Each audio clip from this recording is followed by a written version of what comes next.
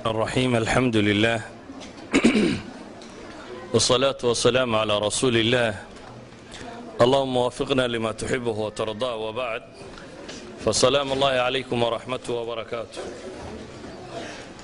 إخوتي في العقيدة عموما تاريخ marka laga warramayo faa'iidada koowaad ee taariikhdu leedahay waxa weeyaan waa lilcibra waa in lagu waayo arko sida awgeed baynu odhan karnaa qur'aanka kariimka ah in thuluthba ku dhodhow ama saddex meelood oo meel ku dhodhow ayaa qisas ah oo ilaahay subxaanahu wa tacaala uu qiso kaga warramaya نحن نقص عليك أحسن القصص بما أوحينا إليك لقد كان في قصصهم عبرة لأولي الألباب ولو شئنا لرفعناه بها ولكنه أخلد إلى الأرض واتبع هواه فمثله كمثل الكلب إن تحمل عليه يلهث أو تتركه يلهث ذلك مثل القوم الذين كذبوا بآياتنا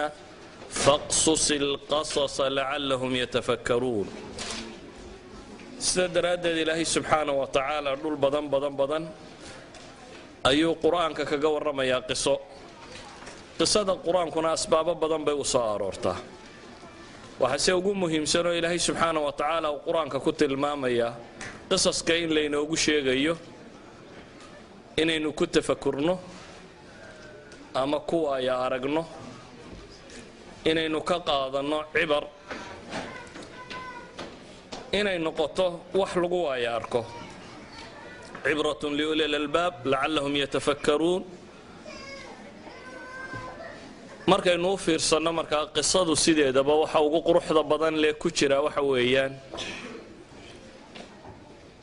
in lagu qiyaasto wakhtiga aad nooshay iyo duruufta aad ku nooshay adigoo ka qiyaas qaadanaya umamkii hore iyo wixii ku dhacay noocan adigoo aad u nooshay wixii la mida waayo basharku sunna ilaahay u dejiyey subxaanahu wa tacaala joogto ah sunnadaasi waa sunno haabita bay culammadu ku tilmaamaan haddaad samaysana inaad sama helayso haddaad xumo samaysana inaad xumo helayso maadaama ay caynkaasi tahay qisasku waxay u baahan yihiin in badan inaynu fiirsanno qur-aankana in badan baa ilaahay subxaanahu wa tacaala kaga warramay qiso nebi qiso fircown iyo gaal qiso wadaadda inxiraafay qiso yacnii kullu shay baab kastoo aad qiso ka egto qur-aanku wuu ka warramayaa taasi waxa ay tilmaamaysaa inaynu u baahannay qiso dhammaanteedba innagoo laakiin isdu taagayna mawaadic alcibar meelaha cibradu ku jirto ee u baahan in inta badan la eego amase la isdul taago waxaa kaloo mudan oo qur-aanka ilaahay subxaanahu wa tacaala in badan inoogu tilmaamaya inaynu umamkii inaga horreeyey taariikhdooda daraasayno waxay dhahdaan casri kastoo la joogaa wuxuu u badan yahay cusuurta dambe waa طabca jadiida likitaabin qadiim bay yidhaahdaan haddaad taarikhda dib u fiirsato baalan la mida kanaad nooshahay unbaad arkaysaa oo si kastoo aad u qiyaasto ama aad u qiimayso la mida idan bay yidhahdaan waa طabca jadiida kitaab qadiimoo hore loo soo maray waayo dunida hore u soo mareen dad taalixiina iyo dad saalixiina dad xunxun dad wanaagsan nooc kasta hore u soo mareen sidaa awgeed waxay u muuqanaysaa taariikhduba inay u eg tahay طabca kitaab qadiimo hore u jiray ilaahina subxaanahu wa tacaala qur-aanka wuxuu inoogu tilmaamayaa ina leeyahay qad khalat min qablikum sunan fasiruu fi lardi fanduruu ilahay wuxuu leeyahy subxaanahu wa tacaala idinka hortiin waxaa tegay sunan baa dhulka tegay ee fasiiruu fi lard dhulka socda baa la yidhi oo fanduruu kayfa kaana caaqibatu lmukadibiin fasiiruu fi lardi qur-aanka intay ku soo aroortay haddaad u fiirsato aad baad u tacajubaysaa aayaad aad u tiro badan baa ilaahay subxaanahu wa tacaala kaga warramaya qul siiruu fi lardi uma nduruu kayfa kaana caaqibatu lmukadibiin أفلم يسيروا في الأرض فتكون لهم قلوب يعقلون بها أو آذان يسمعون بها فإنها لا تعمى الأبصار ولكن تعمى القلوب التي في الصدور قل سيروا في الأرض فانظروا كيف كان عاقبة المجرمين أولم يسيروا في الأرض فينظروا كيف كان عاقبة الذين من قبلهم كانوا أشد منهم قوة وأثاروا الأرض وعمروها أكثر مما عمروها وجاءتهم رسلهم بالبينات فما كان الله ليظلمهم ولكن كانوا أنفسهم يظلمون أولم يسيروا في الأرض فينظروا كيف كان عاقبة الذين كانوا من قبلهم كانوا هم أشد منهم قوة أفلم يسيروا في الأرض فينظروا كيف كان عاقبة الذين من قبلهم دمر الله عليهم وللكافرين أمثالها يعني إلهي سبحانه وتعالى هدينا النصوص تكسار فسيروا في الأرض يقرأ أيها كبضا إن محاضرة لغو أخريه وإلهي من إلهي هي قولدي دين كهر ريسيبا قار ألا هلاقي وللكافرين أمثالها سيدا أوجد تاريخ الدراسة وباهنتي دراسة أن تمتع هين بوباهنتي دراسة أن كراحيس قرا هين إن لسدول تاغم مالها عبرة وين لبوباهنتي أممكو حتى دتك أميينتي حتى أمم كان وحقورين أنت بدن هي كوا وحقورين بدن وكم يدبا على مدى جرى تاريخ تكو علامة صدان مثلا وحا ما هذا الله يراه ودعضي قصة دعضي أو وير يرو كوبان لغو حفظيي أو مركز طور دعضا لمدي اعتماد دبا ما هذا الله شيء waxa la yiraahdaa ninkan hebel waa aftahanimadu waa maxay wadciga hadda yaala ayuu wuxuu ka qiyaas qaadanaya dhacdo hore oo dhacday oo ku jaan go'an sida daraadeed ba maahda gabigeeduba waa calaamad taariikhda la calaamadiyay waa dhacdo kamid ah dhacdooyinkii taariikhda oo la calaamadiyay gabayga la mid ah gabayada inta badan taariikhda waa lagu calaamadsadaa oo dhacdooyin dhacay oo taariikhiya ayaa gabay yar oo koobani uu tilmaama qisad u tiro badan leh ولذلك waxaynu u baahannahay sideedaba qisad dhamaanteed inaynu aad ugu noqono taariikh muslim mid walba waa ilaahay quraanka mid gaal iyo mid muslim oo kaga waramay مواضع العبر كان inaynu isdhex taagno ama isag taagno dariskan maanta la qoondeeyna waxa la yidhiina ka waramo taariikh Andalus taariikhdeeda si ساعدي بدأ أنا وشجعنا قرن مايا أندلس دولة الأموية لبي سجاشن كي هجرية ده أيالا فرطي طارق بن زياد يا موسى بن نصير قائد كان لورنشري طارق بن زياد ودري لبي سجاشن كي بيلعبين فرشدي أندلس يوجه الرئيسي أندلس ووطن كي يرى إيبيريا لورنشري أما وجزيرة ما أنت عنكا إسبانيا برتغال أيو بدنيهين غرناطة وآخر مملكة إسلامية غرناطة مقالة هذا الله يرهدا مملكة دي قدام بيسي إسلامي هداي كبحضي سداد بقول تضبي سقاشن كي محرم كودي دي بالله صار آخر الملوك أبو عبد الله نكي هو يدي قبل جو تري رسائل هاي بغرطويات سيد الرجع إلى لين ويدي سيد الدمر كوجو قبل أبو يترينيس يبكي مثل النساء قبل وكشرو وأي تلمام سعادات سيد الرجع إلى شنكر ويدي سيد الدمر كوجو وحليدي مركي وجودن بيسيو كدقاقي معاهدة أيوك كجبحي معاهدة مركي لك على الساحة ودونيه فلوس أكتر قدبوا قصرية دي سي وحيسي مركاسائل مكسود ده يبان ليري هو يدي بمركا وارد تنكتري وتاريخ مركا سداد بقول يشان سنضات ككوبان سداد كدقيقين ليسيه هدانو قيبيو طبعا كي سنضات بحال دقيقانو هيا طبعا كي سنة تاريخ ده كم مدابا هل دقيقة يكسو بيجمية مركا وأدكتي تاريخ أندلس إن كجور رنّه سدات دقيقة يوحلا مده عموما أندلس لبيه سجاشن كي لقى بلابه إلا بقول يو سداد يصدم كي هجرية ده وحيهوسي من يسي الخلافة الأموية مركي خلافة الأموية يدعدي الدولة العباسية يماشى قبصتي ويل دلني يرى أمويين تكمدا ayaa dilkii ka baxsaday walaaladii la dilay isagii baxsaday wuxuu socdaba wuxuu gaadhay wadankaasi Cabdiraxmaan Dakhil oo saqar Quraysh ninka loo bixiyay dawladdaasi isaga dib u asaastay isagoo qariiba buu wadanka tagay waxba haysanin laakiin dawlad buu muddo yar kaga dhistay dabeetana dawlad aad u ballaaran ayuu dhisay dhowr iyo 30 sano baan filayaa 4 iyo 30 sanadood ayuu xukumayay wakhtigiisii intii badnayd thawraad bay kaga dhacday 25 thawradood ayaa ku kacday 34 sannadood ee uu maamulayay akhiiran 170 meelaha markay maraysay ayuu wadanku istiqraarkiisii sugmay madiinada caanka ee madiinada zahra la yiraahdo qurtaba ku taala ee taariikhda mudankii ugu caansanaa dunida ahaan jiray ugu quruxda badnaa ayuu waqtiga dhisay masjid qurtaba oo masaajidka weyn buu bilaabay ilaa iyo markii dambe masjid qurtaba sidii loo weyneynayay 1200 oo tiir buu markii dambe lahaa masaajidka tiirarkiisu bilariskiisu 1200 isagoo 1200 bale oo kiniisada ayuu haddana ka dhisan yahay qurtaba wali masaajidkii waa dhisan yahay laakiin hadda waa kiniisad taariikhdaasi dheer ee wadankaasi leeyay waa taariikh ma si tiro badan leh ama meelo madmadow oo aad u fool xun oo tiro badan leh meelo aad u qurux badan na leh waa taariikh markaasi runtii daraasadeedu ay tahay taariikhaha ugu fiican in la daraaseeyo waayo waa taariikh isbedbedelkeeduna badan yahay asbaabta keentay isbedbedelkana markiiba aad isha ku dhufanayso aan wax badan oo u fiirfiirsi badan kaaga baahnayn marka aan soo koobo haddii aan taariikhdan maraaxil u qaybino marxaladda hore waa marxaladaasi dhismaha koowaad ee ninkaasi dhisay kadib inaanu dhalay baa ka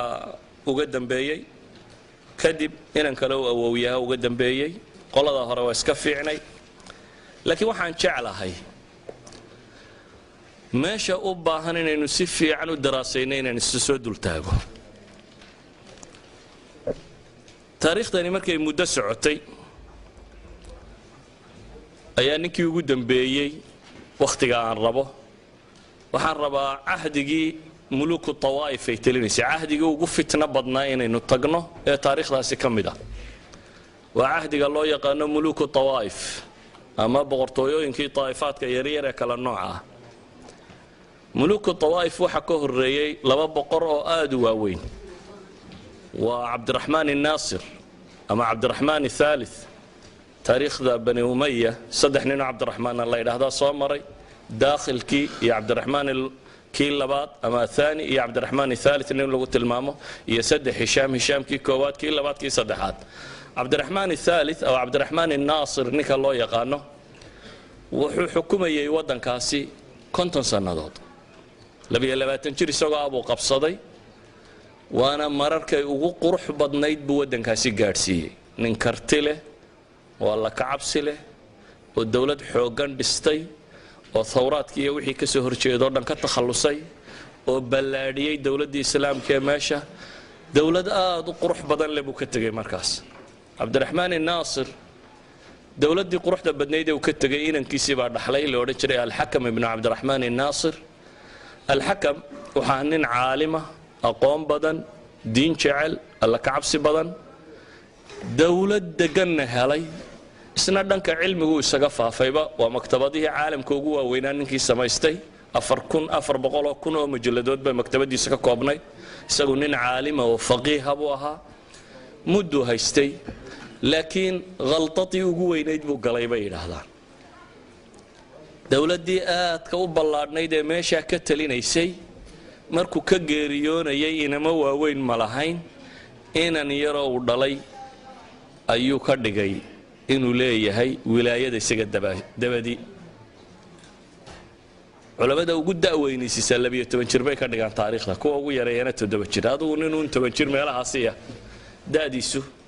هشام ابن الحكم ابن عبد الرحمن الناصر نكي اللي ورشري هشام الثالث نكوي قانين أما المؤيد بالله لغة المامور هشام كامركي ماشى اللو ديبي هشام المير بوها ما دام المير اسكاها وصيبه سميا معد إلى لسه isaga islaanu hooyaa iyo laba nin oo kale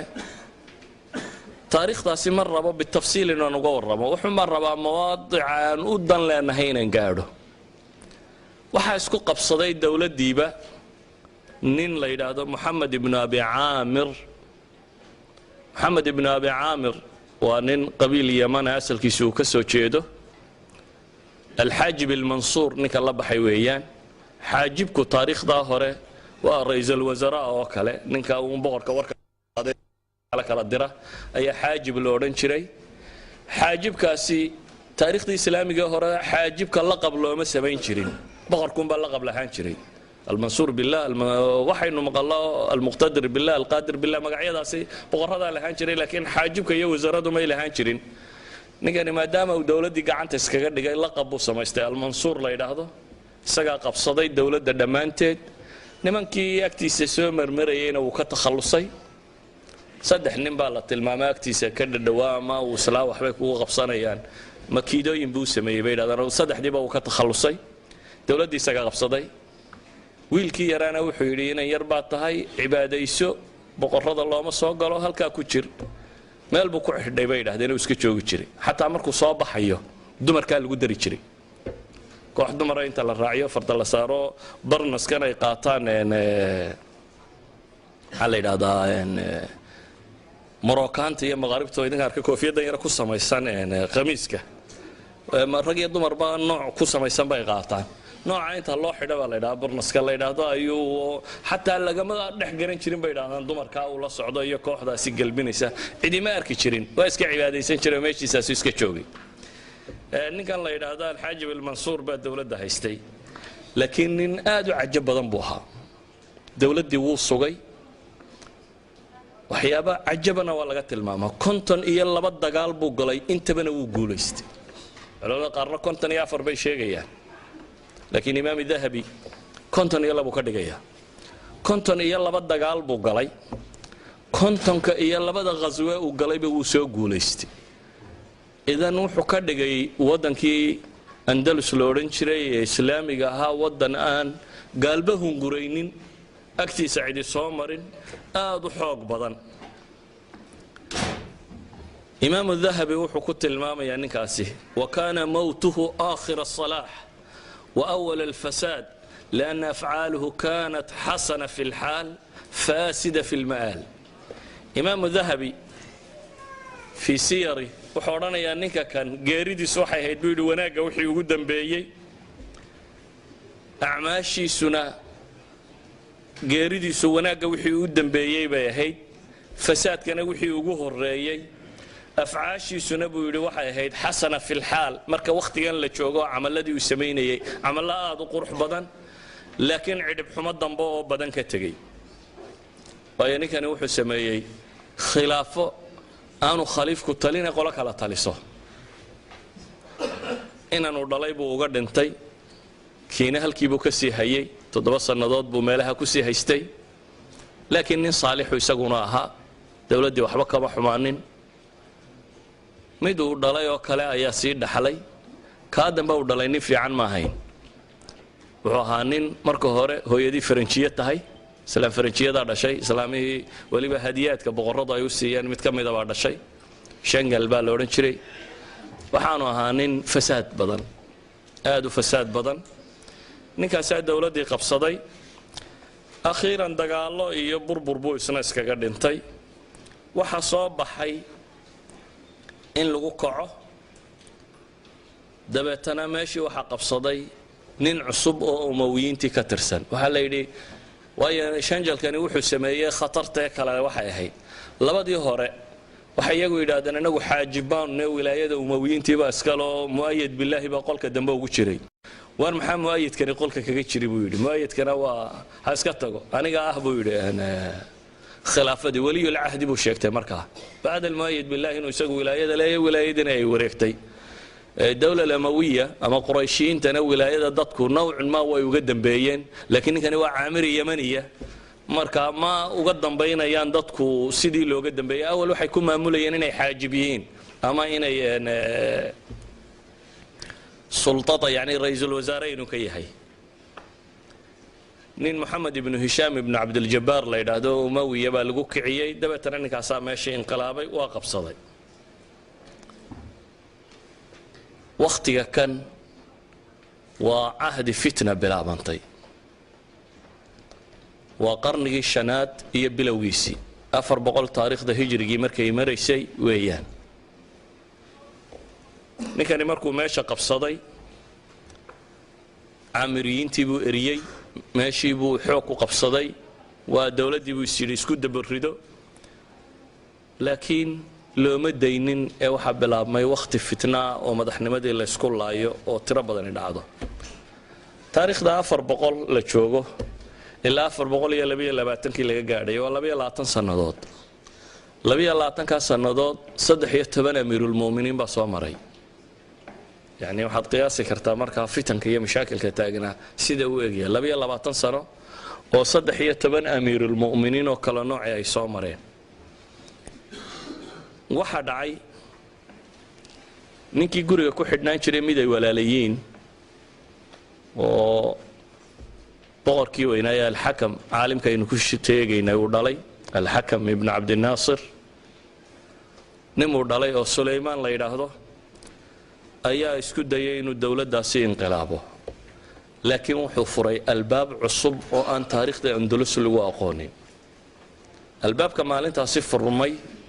Andalus wuxuu ka mid yahay waxyaabihii keenay inay burburto markuu arkay ninkan madaxda iyo qolada dawladda haystay inaan u babacdhigi karin ayuu wuxuu qabtay dawladdii gaalada ee ugu dhaweyd qashtaala meel la yiraahdo qashtaala dawladdii weynayd ee muslimiinta Andalus markay qabtay bilaad sakhar buura yar yar oo la yiraahdo oo badan sare ee Spain ku yaala oo qura ayaa ka harsanaa waqti dabadeed dawladda ay iska weynaatay dabeetana gudaheeda iska dishay way kala gooday Lyon iyo qashtaala bay kala noqdeen qashtaalo waa castle oo Arabigii markay qolada Carbeed akhriisay qashtaalo akhri waa qalca dawladda yar oo meesha joogta ayuu tagay wuxuu kula heshiiyay dawladdaasi yar inay saacidaan way ka saacidaan dawladdii Qurtuba ka talinaysa in la inqilaabo oo ay ku wada duulaan Alfonso in la yiraahdo dawladda tan nimankii haystay wuxuu arkay fursad saciida inay tahay awal dawlad yar oo jisiya bixiso ka dawladda weyne muslimka xukunta buu ahaa maantana waxa arkaya muslimkii oo islaynaya fursad buu arkay inay tahay waa ogolahay buu yiraan ku wada duulo waa la wada duulay dabeetana waxa laga qabsaday meeshii iyada ahayd ninkii la oran jiray Muhammad ibn Hisham ibn Abd al-Jabbar al-Mahdi la baxay ayaa qashtaala iyo Sulaymaan ibn al-Hakam سليمان بن الحكم والله بحي المستعين بالله قلدا تاريخ ده waxay dhaahdaan المستعين بالسليبيين buu ayaa مستعين بالله ina ma hayne inta qoladaas oo ka haystay ayaa lagu wada duulay dabeetana dawladii baa ninkii laga qabsaday waxay boqortooyadii dib ugu soo noqotay markaasi wiilashii uu dhalay الحكم ابن عبد الرحمن الناصر wiilashiisi mid kamida oo سليمان كان يا هشام كيبا ولا كي غورغا لو خري جيري markuu meeshii qabsaday mahdigii jabay ayaa wuxuu la kulmay wiil la yiraahdo al-fata waadih oo caamiriya caamiriyiintuna oo nimankii xaajibiinta meesha ka ahaan jiray ee laga qaaday maxamed ibn abi aamir qoladu ka tirsanaa weeyaan mahdigana wuu qaldanyo qoladii uu dawladooda baabi'iyay ayuu markii la soo eriyaday hadana uu yimiyo uu leeyahay ninkii amawiga aanu iskureerka ahayn meesha ay kala qabta fatal waadix waa aqbalay laakiin waxay yiraahdeen de ninkii uu xoogan yahay malak qashtaalana waa kii ka haysto meesha waa isku qabsadeen kama qaadi karnay maxaynu sameeynaa waa loo fakiray waxa la yidhaynaa aan gaal kale raadino dabeetana mamlakatu Aragon Barcelona magaaladan la yiraahdo ayaa caasimad markaa wahay Barcelona boqortooyo ka dhisnayd oo qolada gaaleed ay lahayd ayay u yimaadeen boqorkii haystay waxay yiraahdeen waxaanu rabnaa Sulaymaan ibn al-Hakam iyo xoogaaga barbarka oo haysta Sulaymaan ibn al-Hakam kii meesha qabsadayna qishtaaliyiintii mooyaane wuxuu kale la qabtay meesha mooyaane wuxuu soo dhaweeyay qabaa'ilkii barbarka ah oo qabaa'il aad u xoog badan oo tiro badan oo wadanka joogay kuwaas markaa sanad u ah waxay yiraahdeen waxaan u baahanahay inaad nala duusho oo aad nala qabato khilaafadii islaamiga ahayd oo ay gacantayada soo gasho ninkan ay u tageen Barcelona haysta ودول كي يرى جزية بحين شري وعبد الرحمن الناصر جزية سين شري ومن بعد هنا الحاجب المنصور با جزية كغاد شري نكي جزية بحين يبا انت وتقيم بي وحي دهدين وحن ربنا ينادنا لفرطه وضنكي او ماشنا لقبطه أمير برشلونة وحيد واصفي عن لكن بالشروط شروط باندقانية شروط السبان يدين كل الدولية وما حيبا ليري شروطات والله وانا نودس كسعونية لعيدا ما هيستاني وحيد عيدا مدينية وحينا كلام مركا كان ستان أنا قد دقالكو انتو السعودة بيقول مالك كستو الدقال كاسي السعونية بقول دينار وذهبية بارها وبقرطيوضة إلى هذا عشورة مالك كستو الدقالكو السعونية دولة برشلونة إلا سيا بقول دينار وذهبية كو عيدا بان idin siinaya ciidanka aan idin siiyo askari kasta oo dagaal gala waxaan rabaa hal diinaar oo dahabiya in maalintii la siiyo askari kasta oo dagaalka gala hal diinaar oo dahabiya inuu helo afar waxaan rabaa bulay dagaalka markaynu gallo ama saddex dagaalka markaynu gallo haddii aynu jabinno khilaafadiinaasi wixii hub la qabsado inaan anigu qaato dowladda Barcelona inay hub ka qaadato afar waxaan rabaa buu yidhi madiinada Saalim la yiraahdo oo ah mudankii uu furtay Cabdiraxmaan Naasir ama Cabdiraxmaan Thalith ninka la oran jiray dhulkii uu furtay magaaladaana in muslimiinta laga soo wareejiyo aniga gacanta la igaliyo afarta sharti haddaa aqbalaysaan way idin la duulaya boqortooyada maalintiiba 100 giniya oo dahaba 100 diinaar oo dahaba askari kasto caynkaasiya waliba askarta wadankii wuxuu cilaamiyay in nimankii muslimiinta ah lagu duulayo wariya tatawucaya buu yidhi duulaya oo waliba lacag helayo maalin kasta hal gini baa la idin siinaya dadkiiba askar bay soo qoreen waxa la yiraahdaa anaga duulayna ila meesha lacag baa ka furantay duulimaadkiiba intiiba uu ka aqbalay waxay yiraahdeen intaaba waa ku saxeexnay in la duul intii markii loo saxeexay ay la duuleen waxay jabiyeen markaasi Suleymaan ibn al-Hakam iyo barbarkii la socday sidaasay Barcelona madiinadii Saalim la oran jiray ku qabsatay wixii hub iyo qanaa'im la helayna qaateen ee muslimiinta laga furtay mahdina xukumkii uu ku qabsaday oo magaaladii Qurtuba uu dib ugu soo noqday muddo yar markii la joogay labadan inay soo wada duulay dawladdii hore isku dileen oo iyaga laftooda heshiis ma aha al-Fath al-Waadix ba makiida u dhigay oo mahdigiina isna uu ka takhalusay meeshii isaga isu dhigay laakiin dawlad al-Aamiriya fikradeedii buu qaato wuxuu yiri war kaliga mala lagu ogolaan maayo dawladnimadii nimankii amawiyiinta wax ka raadi المؤيد بالله هشام بن الحكم بن عبد الناصر كي غوريga ku xidhnaan jiray oo meel iska joogo soo helay markaas uu war khilaafadii baan soo dhiciye kaale mar dambu ki kameesha laga qabsanaya waa walaalkii waa Suleymaan ibn al-Hakam هشام ibn al-Hakam buu soo ka haystay Fath al-Waadix dabeetana wuxuu yiraahdaa adigu noqo boqorkii meeshii buu iska fadhiistay kiina Suleymaan ibn al-Hakam baa meeshii qabsaday waxaan leeyahay Fath al-Waadix ayaa meeshii qabsaday Suleymaan ibn al-Hakimna waa leeriyay قال سبي برتي سليمان بن الحكم سنوحوا بالملك وقشتالة دبوا النقاء قال عني ما ذكره دبوا اللافت وحوته جاي الفانسيه كتلين شري قشتالة برجي هرنا ساعدة مهدي جيل في محمد بن هشام بن عبد الجبار نكي ماشي كلا قاضي waxay yiraahdeen meeshii nalaga qaad de mar damaar rabnaa inaan dala duusho saasmiyaha bal saddex cashay suga buu yiri saddex casho hal ay sugo saddexdii cashay uu joojiyay ayuu boqorkii qashtaale haystay nin buu soo diray qoladii kan inqilaabtay buu u tagay uu nin u diray wuxuu yidhi halkan waxaa ila jooga Suleymaan ibn al-Hakam oo raba inaan la soo duulo waxoogaana dee ballanqaadana waan ka hayaa maxaan kaga hadhi karaa idinku ay siinaysaan haddaad rabtaan inaan la soo duulin waxaa la yidhi waxa allaaliya waxa qalcad muslimiintu leedahay waqooyiga ku yaalla qaado ha soo duulin nimankaa ha soo raacin boqorkii qashtaale waxaanu filayn baa u soo baxay waxyaabihii la kala dooransiiyey waxaa ka mid ahaa markaa qalcadaha waqooyiga ku yaalla waaweyn ee xusuntii muslimiintu lahayd in isaga la siiyo duulimaadka ninkanna uu ka hadho wuu aqbalay markaas sulaymaan ibn alxakam duulimaadkiisii buu iska daayey isna wuxuu qaatay qalacaadkii waqooyiga ku yaallay muddadaasi kooban ee waxaasoo dhamma dhaceen aan ka warramaya waa 3 sannadood gudahood waa 400 ilaa 403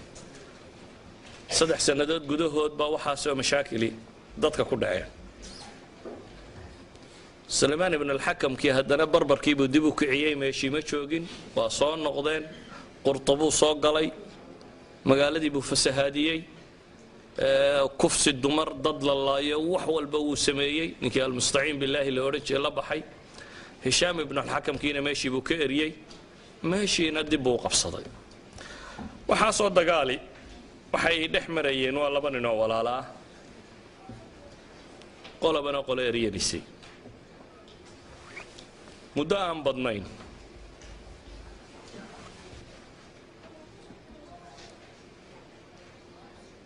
ayaa fitankaasi soconayeen wakhti yar kadib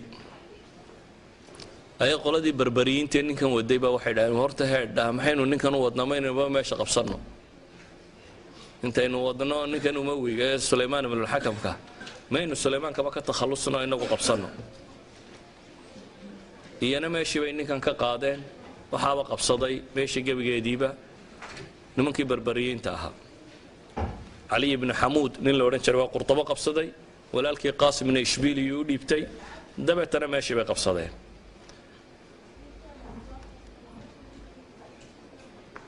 caamiriyiintii oo almurtadaa billah ninkii la odhan jiray la socdaa soo noqday dagaala badan baa dhacay kullu haadaa maxaanu tilmaamayaa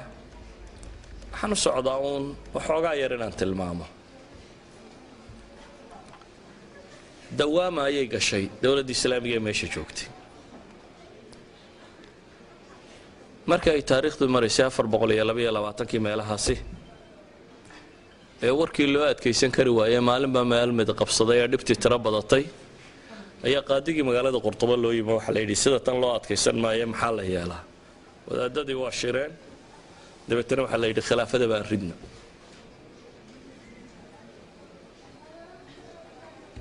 abalxasam ibnu jahwar qaadigii la odhan jiro nin cibaado badan cilmi badanna ahaa ayaa madax laga dhigtay waxaa la riday khilaafadii ama dowladdii meesha ka talinaysay markii burburkeedii tiro batay dabeetana waxaa la iclaamiyey majlisu shura majlis la yidhaahdaa inuu ka talinayo qurtuba magaalada loo yaqaano khilaafadiina inay dhacday dowladdii khilaafadii islaamiga ahayd ee andalus ka jirtay waxaa lagu kala diray shirkaasi uu qabtay abulxasam ibnuljahwar caalimkaasi la odhan jiray iyo culammadii la socotay waxaana la goostay in majlisu shura uu ka taliyo waddankii laakiin waddanku wuxuu iska noqday waddan dhibaato tiro badan ay ka jirto qabaa'il u kala googo'an waayo waddanka waxa deganaa dad carabta deganee tirada badani gaar ahaan 2 qabiil bay u badnaayeen carab reer mudar ah oo ah carabtii xijaas ka timi iyo yeman iyo carabta qaysiyiinta loo yaqaano oo reer shaam ahaa waxaa kaloo joogay barbarka oo qabaa'il aad u tiro badana waxaa kaloo joogay qabaa'il ama dad loo yaqaano asaqaaliba saqaalibadu culamada taariikh dadkan ay saqaalibada ku sheegaan waxa weeyaan 3 qaybood baa loo qaybiyaa saqaalibada kuwa yidhaahdaan saqaalibada galbeedka oo waa boolandiyiinta iyo jeek iyo slovakiyiinta iyo kuwaasi kuwa loo yaqaano saqaalibati sharq oo waa ruusiya alkibaar iyo ukrainiyiinta ama ruusiya siqaar oo balorosiyiinta iyo wax la mida iyo saqaalibada junuubka oo ah yurubta koonfureed kuwa jooga dadkan intooda badane waxay ahaayeen dad waddanka jarmalku intuu duulo oo caruurtoodii wuxuuda soo qabqabsado iyo adoonnimo loo iibin jiray dabeetana mujtamac dhan sidii mamaaligtii atraakta ama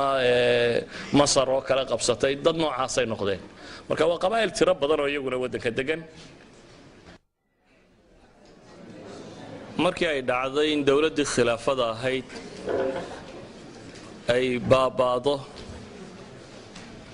loo soo guuro majliskaasi shuurada ee culammadaas sameeyeen waxaa dhacday inaanay iyaguna xukumin magaalada intanna ay magaalada joogaan mooyaane waddanka intiisa kale aanay xukum xooggan ku haynin sidaa daraaddeed waddankii wuu kala googo'ay waxaa soo baxay 22 dowladood oo cusub andalus meel yar bay ahayd andalus waxaa lagu tilmaamaa inay ilaa 600,000 meelahaasi in ku dhadhow 600,000 oo kilomitir isku wareega inay tahay yani waddankii soomaaliya 627 buu ahaa soomaaliya in la eg rul ahaan marka la eego soomaaliya oo 22 dowladood noqoto qiyaas reer waliba intii yareeyay uu haystay intuu goostay ayuu dawladda iclaansaday marka hore 7 qabiilo waaweyn bay u kala googo'een banu cabaad niman la yiraahdo oo ishbiiliya iyo agagaarkeeda qabsaday niman banu ziiri la yiraahdo oo qarnaata iyo agagaarkeeda qabsaday banu jahwar oo qaadigeenu ka warramaynay oo isagu qurtuba iyo manaatiqda ku xeeran qabsaday bani al-aftas niman la yiraahdo berberiyiina oo iyaguna qabsaday Batlios magaaladan la yiraahdo iyo inta u dhadhow bani dhanuun nimanka la yiraahdo oo qabsaday Tulaytila Toledo magaaladan la yiraahdo iyo inta u dhow bani Amir nimanka la yiraahdo oo iyagu qabsaday Valencia ama Valencia meeshan la yiraahdo banu Hud oo yana qabsaday Sarqasta ama Saragoza magaalada la yiraahdo iyo inta u dhow waa Spain tan yare arkaysan ee Portugiiskan intan oo 22 dowladood loo qaybiyay Portugiiska iyo Spain oo la isku daray oo waliba qaybta sare oo dhan Lyon iyo maxaa la yiraahdaa Qishtaala iyo qaybtan Barcelona Aragon dawladii loo oran jiray intaasina dawlado kale Kristaan ay ka sameeyeen intii ka hooseysay ee muslimiintu haysteen ayaa waxa loo kala qaybiyay 22 dawladood taasi waxa soo baxday markaasi qabiil wal ama reer yaro waliba intuu meel qabsaday ayuu dawlad ku sheegay meel yaro kasto dawlad lagu sheegay waxa loo samaystay nin madaxweynaha oo amiirul mu'miniin sheegta magaalo waxa haystaa waana laqabka la yiraahdo amiirul mu'miniin buu haystaa ciidan buu leeyay wasiirru leeyay lacag buu daabacday gaar oo rasmigii madaxtooyadiisu ku yaalo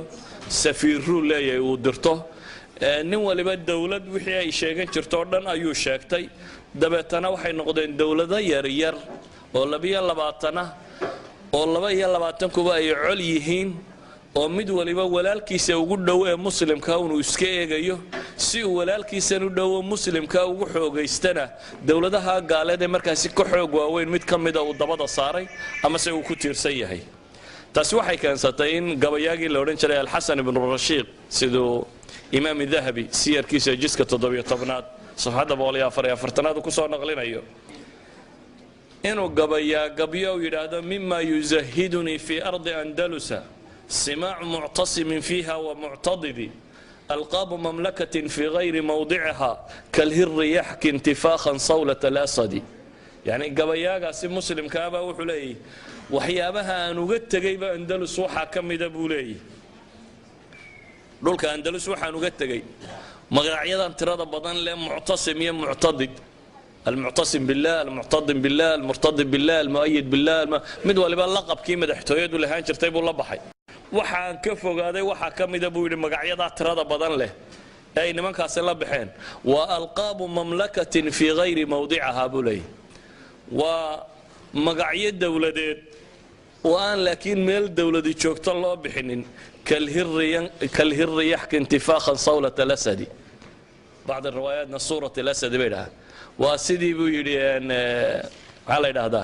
عري جير كاللي باح سككعيه عري هدو جير سككعيه دي اللي باح نقول ما يوم وبصدقون انت جير كسككعسي جير اللي باح سوى كيسي بيلا مدين يعني الدولة ده معها وحب لما وقت كان وحي تاريخ الله يقانو عصر ملوك الطوائف أفر بقول يلا بيا لباتنكي إلا أفر بقول يسدحي سديتكي بالسعودي أفر بقول بيا لباتن إلا أفر بقول سدحي سديتكي ووقت إلا بحين مركب ملوك الطوائف ملوك الطوائف قيبها إنه صار شيء لباتنية كل دو وحي عان كن نضين kow dad taraf jecel bay ahaayeenoo nimcaystay wadanaad u lacagaystay oo nimcaysta baa la googoostay dabeetana waxay noqdeen bay leeyihiin dad tumasho heeso bariis iyo baastiya wax la cuno un laga shaqeeyo cuno un laga waramo mujtamac nooca u koray bay noqdeen bay leeyihiin waa mar labaad waxay noqdeen mujtamac duwaylaad yaryar oo dawlad waliba colka ugu weyn ay leedahay uu yahay kan yara kale u jaarka reer hebela meesha yar ay haystaan waxa soo baxay bay yiraahdaan munkaraadkii oo dib u soo noqday iyo fusuuq iyo wixii la mid ah waxyaabaha aadka u foosho xun la soo korayna waxa ka mid noqday dawlad waliba si ay u jirto kuwan yaryar ka midi waxay dhabarka saartay dawlad ka mid ah dawladii gaalada ee roona ama iyaga ka xoog badnaa markaasi ayay mid waliba dhabarka saartay waxyaabaha ka sii foosho xun la meesha tan ka soo baxay waxa ka mid ah dawladaha yaryar intooda badani waxay bixin jireen jizya si ay u jiraan yani waxa taariikhda ku daraasayn jirteen dawlad islaamiga jizya qaada kuwan iyaga jizya bixin jiray waxaana la siin jiray maliku qishtaala iyo boqorada kale u dhow ayaa jizya ka qaadi jiray duwalkan yaryar sanad walba waa cashuurta ku soo dalaciya lacagta laga rabo inay soo diraan intii hore laga badinayo iyadoo la leeyahay waxa la ilaalinaya nabadgelyadaada iyo dadkaaga iyo mujtamacaaga lagu ilaalinaya waxay soo baxeen boqorro yaryaroo markaa nin waliba meeshiisa sidii u xejisto un dawlad weyn oo gaaleedu ku tirsay iyadana intuu lacag siiyo yidhaahdo kuwan kale ama magaalo iga qaad ama igu yaro durki ama aan kan magaalo ka soo qaato waxa la isku hayo dhamina waa magaalo aan kan ka riixdo iyo magaalakaasi ay iga riixdo xad bay gaadhay ibnu xasam al-andalusi caalimkii la odhan jiray uu yidhaahdo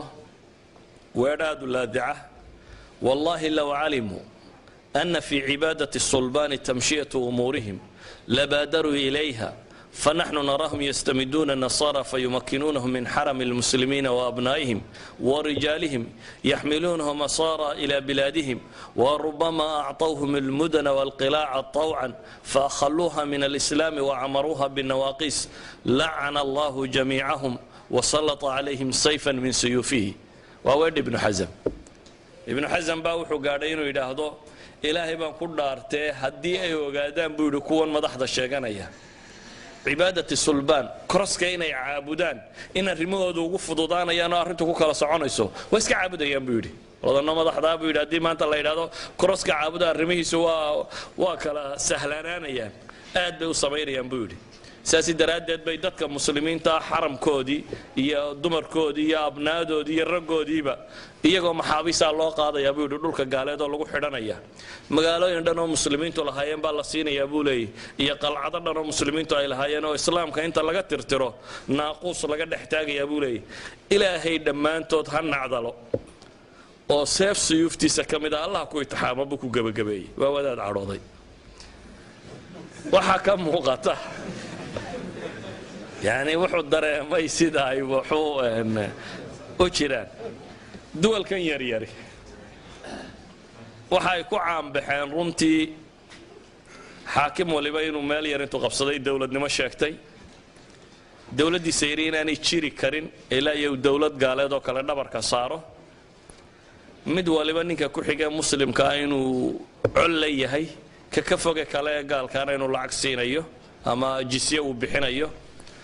casriga caynkaas ee andalus dhibtaasi ay haysatee sida ay u kala daadatay waa casriga ugu culamo badnayd haddana taariikh islaam marka dib loo daraaseeyo waa waqtigu ibn cabdilbarri noolaa 463 buu dhintay casri tawaif dhexdiisuu dhintay waa waqtigu noolaa abulwaliid albaaji 474 buu geeriyooday waa waqtigu noolaa ibnu xasam 456 buu geeriyooday ووقتكم نولا ابن حيان أفربغولي سجالي لحدن كيبو جريودي ووقتكم نولا ابن سيدي أفربغولي شني سديتن كيبو جريودي وحو علماء دي وجبنا تاريخ ده يتلمامته عصر طوائف بين ولايين ملوك الطوائف وقتها كره يتلينيه بل الإمام أبو الوليد الباجي باجدا لون إسبانيا وباجا ومقالة يروكو الله برتغيسكا أبو الوليد الباجي عالم كان لورين شري مركو أركي دول كان يريرا مسلمين تيسي وكلادات سينيو دبعتها هيستا صدن سنادات بودح سعودي سقول مدوبة صدن سنادات بالله مقال كستو كترسنا مميل كستو أندلس كمدا صعد بو كمري إسقو كل واقعي دت كان مسلمين تيني مدوبان الله يسوي معده وكابن حزم kitaabkiisa naqat alcuruus la yidhaahda nuqat alcaruus kitaabkiisa la yidhaahdaba wuxuu yidhi fadiixatun lam yaqac fi ddahri calaa miliha waxaa jirta buu yidhi fadiixo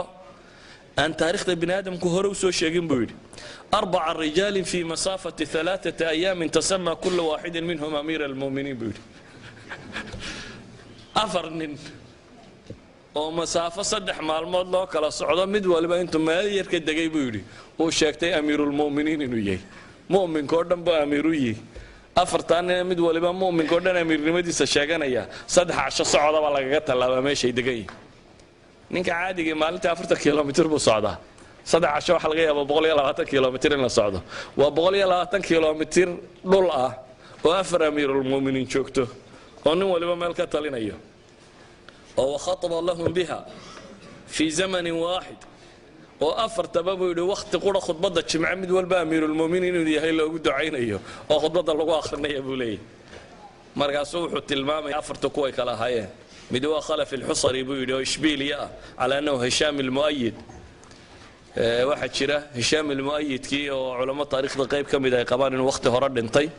ayaa waadanba uu nin qaadiyo meel haystay uun baa ninku yidhi waxaan arkayba hishaam oo masaajid yar oo halkeena fadhiya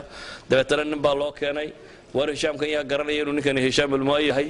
mid la yidhi shaqaalihiisii baa la raadiyay waaba isagii baa la yidhi dib baa loo magacaabay isagoo ah boqorkii almu'ayid billah beri horena taariikhda qoraysaa inuu dhintay markaasuu wuxuu leeyahay khalif alxusari baa ninkan la odhan jiray oo isagoo magacii ninkii dhintay sitabaaba boqornimo loogu khudbadaynayay ka labaadna waxaa buu yidhi maxamed ibnu qaasim ibnu xamuud oo jasiirat alkhadra meesha la yidhaahdo marka la soo galaba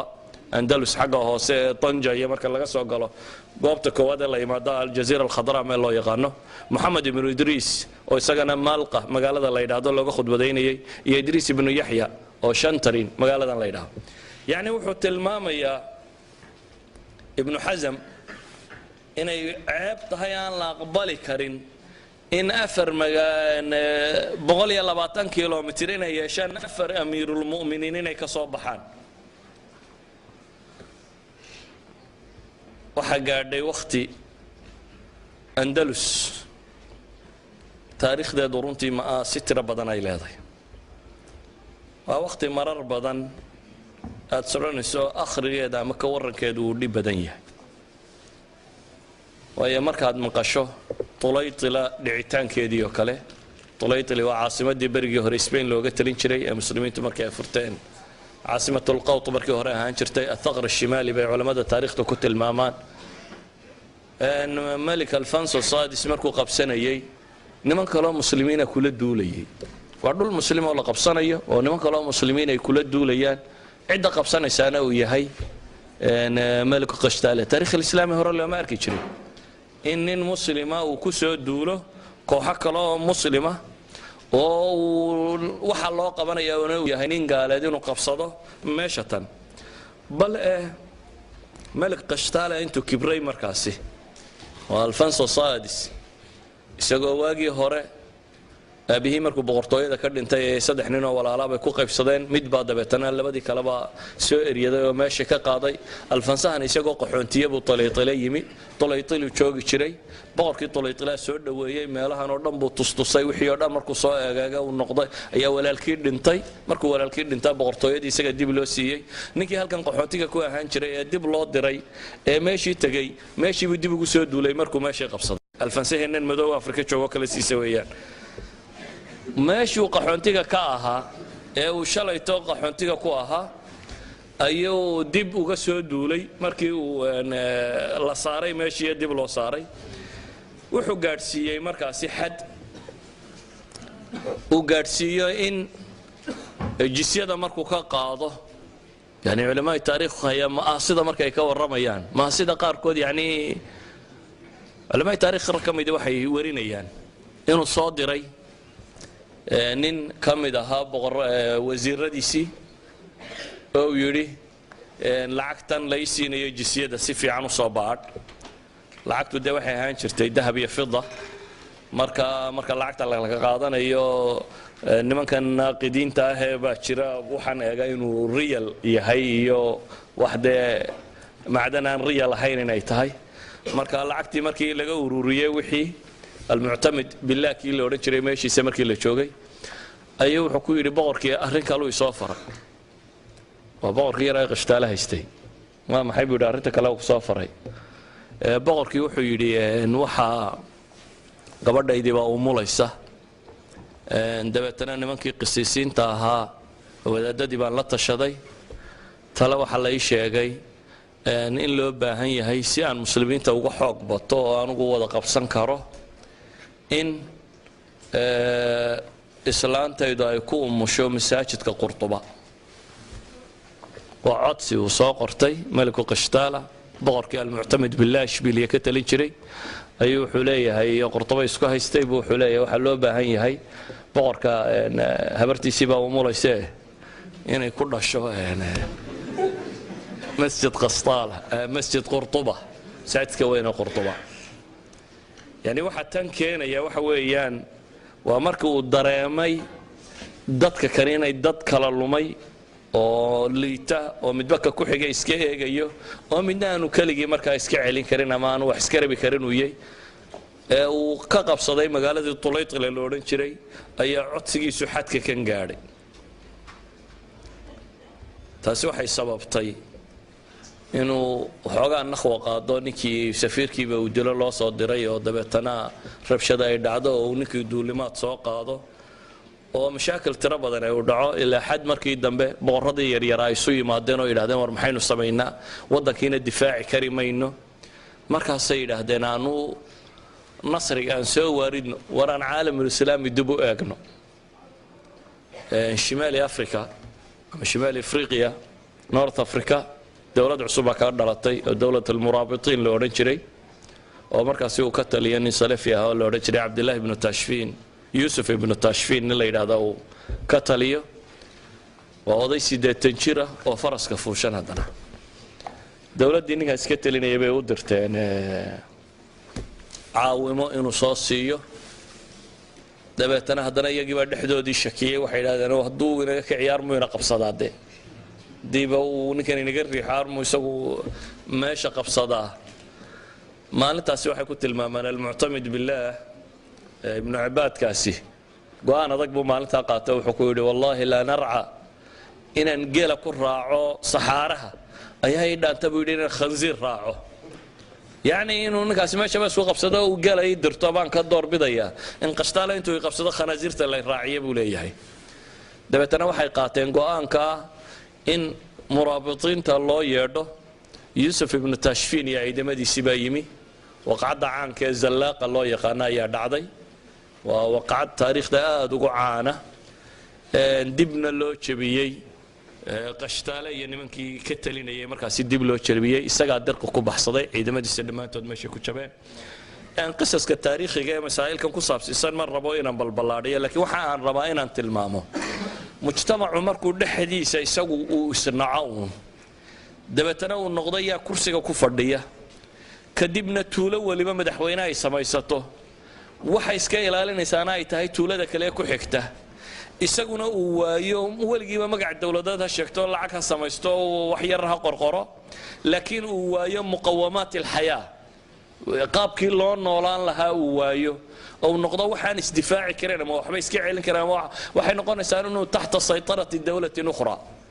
dawlad kale inuu iyada ku hoos noolaado oo wixii loo yeeriyo kasta uu aqbalo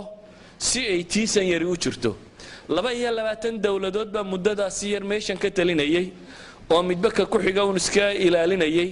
oo dawladan kale ee meesha taala uu rabay inuu haddana nimanka waxa sameynaya dhan kale faqri ma hayn xolalaani ma jirin waa waqtiyadii ay ugu badnaayeen waa waqtiga yawmutiin ay dhici doonto waa taariikhda waa maqashaan yawmutiin kala sheego nin boqorada kamida ayaa islaantiisii boqortooyada xagga sare fuushay dabeetana iyadoo roobda ay bay waxay aragtay dad wadada lugaynaya oo dumar ah oo cagaha dhoobo intay ka yara fayteen dhoobo dhex socda markaas waxay tiri boqor aniguna waxaan doonayaa inaan dhoobadaas oo yara batalaqsado dabada u baxo qofka bini aadamka waxa caadiya